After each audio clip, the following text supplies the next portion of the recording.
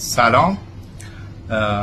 همونطور که احتمالاً اطلاع دارید قرار بود بازی 411-48 اپیزود 5 10 مرداد منتشر بشه، ولی دیروز به شکل خیلی عجیب غریبی دیدم که بازی منتشر شده و با قیمت 100 تا تک تومانی داره به فروش میرسه. اون لحظه اول خیلی شوکه شدم. تعداد خیلی زیادی، حدود 100 خورده نفر بازی رو با قیمت 100 تا تک تومانی خریده بودن. بازی که 3 سال خورده من روش وقت گذاشته بودم و قرار بود 10 مرداد بیاد با قیمت 200,000 تومان برای یک هفته و تون یک هفته ای که با قیمت 200,000 تومان است. اگر احیانا باگ دیگه توی بازی بود تعداد کمتری بتونن دانلودش کنن تا توی فرصت من باگش برطرف کنم.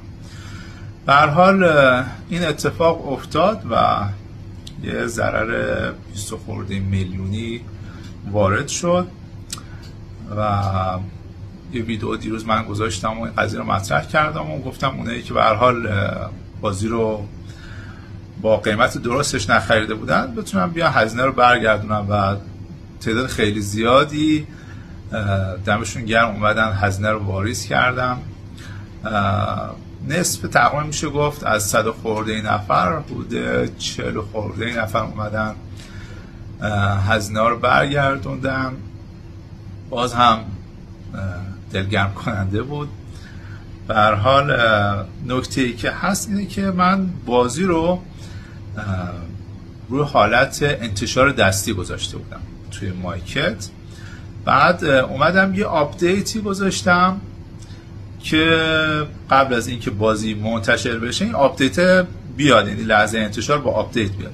و وقتی من این آپدیت رو گذاشتم زدم که تایید بشه و بعد که من چک کردم خب بازی هنوز رو همون حالت انتشار دستی هست. یعنی من آپدیت رو فرستادم، برگشتم تو لیست برنامه نگاه کردم دیدم بازی هنوز رو انتشار دستی هست. حالا نمیدونم این وسطا شاید مایکت تنظیمات دیگه ای داشته که نمیدونم تیکی چیزی باید میخورده، من نزدم، این خودکار رفته مایکت اینو منتشر که من حقیقتش الان دوچار شک شدم.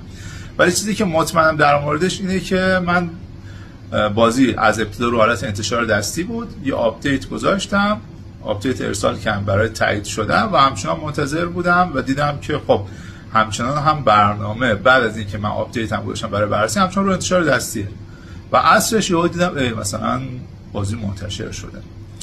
این چیزیه که حالا من فکر کردم ببینم دلیلش چی بوده، چی اتفاق افتاده و برای مایکت هم من تیکت زدم از دیروز ساعت 7 که این اتفاق افتاده و هنوز پاسخ ندادن.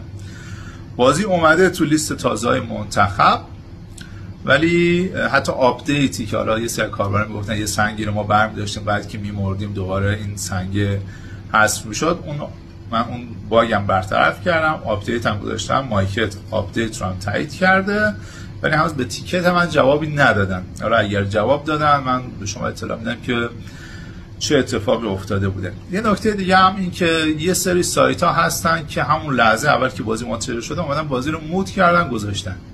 یعنی دیگه واقعا ته نامردیه. 3 سال خورده برای بازی زحمت بکشی، چشمت، عمرت، وقتت، نمیدونم کلی هزینه. لپتاپ من تقریبا حالت نیم سوز شده، یعنی بعضی وقتا کار میکنه بعضی وقتا وسط خروجی گرفتن برای انتشار دیگه یه لپتاپ 30-40 میلیونی الان نیم سوز شده و این همه وقت و هزینه اینا بگذاره بعد یه نفر خیلی راحت بیاد بازی رو هک کنه و بذاره و این حرفا، یعنی ته نامردی. حالا چیزی که به ذهن من رسید همونطوری که این آقایون خیلی راحت میان یه زحمت یه نفر رو هک میکنن و میگذارنش و کلی الان مطمئن خیلی حالا ما هرچی هم بگیم بسیار هستن که دیگه به هر حال میان نسخه هک شده رو میخونن که سنشون کمه یا نظر به هر حال حلال حرومی سرشون نمیشه این کارو میکنن.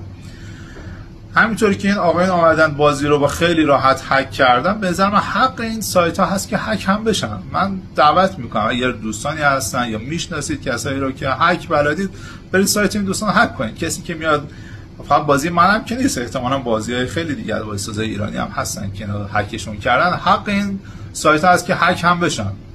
فکر نمی‌کنم هک کردن این سایت ها کار سختی هم باشه. من دعوت میکنم اگر هستید برید این سایت ها رو هک کنید و جلوی یه همچین کار نامردی رو بگیره. یعنی هک کردن یه همچین آدمایی، نمیدونم هکر کلاسفید داریم، واقعا یه کار خیری هست که این جلوی این سایت ها گرفته بشه. برای اگر در توانتون هست یا میشناسید اطلاع بدید، مثلا با همچین سایت هایی جلوشون گرفته بشه. مرسی. یعنی دیروز پیاما می آمد از کسایی که خیلی هاشون مبلغی که برگردوندن، حالا من گفتم میتونید 70 تومن واریز کنید که حتی از 16 مورد به بعد قیمت بازی 70 تومن میشه. اگر دوست داشتید حمایت کنید 200 تومن بریزید. یه سری دوستان اومده بودن با مبلغ 411048 تومن واریز کرده بودن، خیلی جالب بود.